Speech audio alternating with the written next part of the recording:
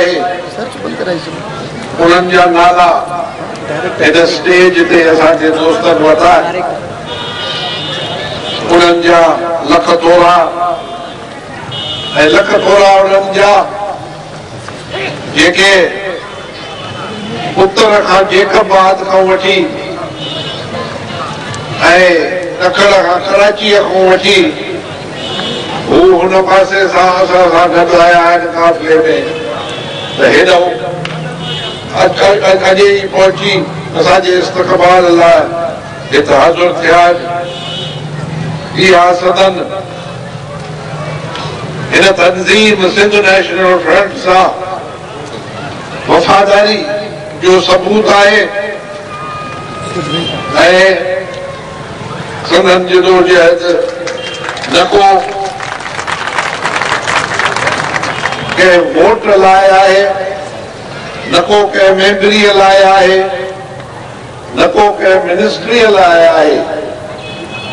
इहे काविशूं इहा जदोजहद इहा महिनत माल धरतीअ जे हक़नि जे वसूलीअ जे लाइ आहे।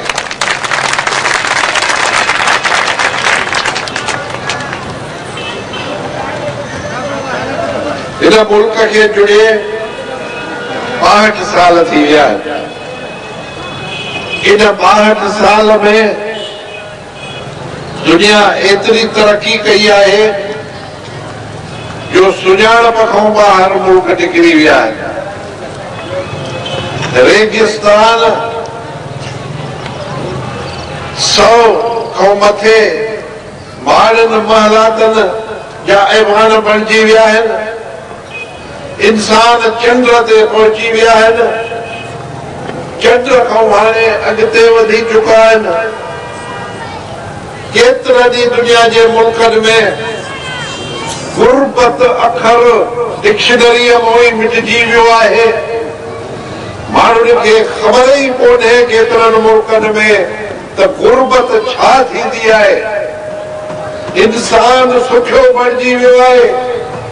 इंसान वॾी तरक़ी कई आहे। इंसान चंड ऐं तारनि सां हाणे ॻाल्हियूं थो करे पियो। इंसान ख़ुशहाल ऐं ख़ुशीअ में मुब्तला आहे।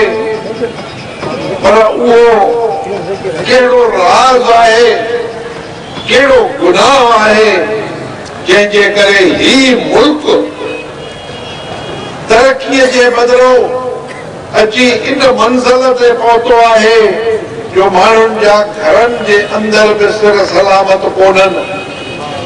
होॾा बुख ऐं उञ अहिड़ो मंज़र पैदा कयो आहे जो माण्हू मासूम ॿार कछनि ते खणी बाज़ार में वञी विकिणी अटे लप लाइ मजबूर थी वियूं आहिनि। हुकुमरान जेके अवाम खे कूड़ा दिलासा ॾेई वाइदा करे भॼी विया त हाणे उहे लिखण में पूरा आहिनि। पंहिंजे मालातनि खां मुंहुं ॿाहिरि नथा कढी सघनि। और जेके हुननि जा साथी बणियल हुया उहे बि हिननि खे ॻोल्हण में मसरूफ़ आहिनि त काथो हथो ते पहुचे त ॾाढ़ी पटे पर कयो